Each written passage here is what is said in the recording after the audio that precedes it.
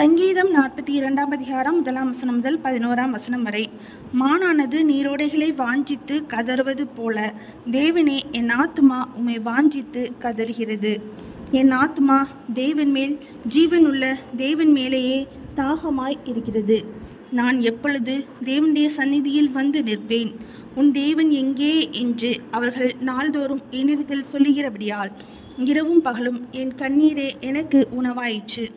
முன்னே நான் பண்டிகையை ஆசரிக்கிற ஜனங்களோடே கூட நடந்து கூட்டத்தின் களிப்பும் துதியுமான சத்தத்தோடே தேவாலயத்திற்கு போய் வருவேனே. இவைகளை நான் நினைக்கும்போது என் உள்ளம் எனக்குள்ளே உருகுகிறது. என் ஆத்மாவே, நீ ஏன் கலங்குகிறாய்? ஏன் எனக்குள் தியங்குகிறாய்? தேவனை நோக்கி காத்திரு. அவர் சமூகத்து ரட்சிப்பின் நிமித்தம் நான் இன்னும் அவரை துதிப்பேன். என் தேவனே, என் ஆத்துமா எனக்குள் கலங்குகிறது. ஆகையால் யோர்தான் தேசத்திலும் எர்மோன் மலைகளிலும் சிறு மலையிலுமிருந்து உம்மை நினைக்கிறேன்.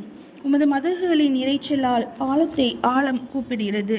உமது அலைகளும் திரைகளும் எல்லாம் என்மேல் புரண்டு போகிறது.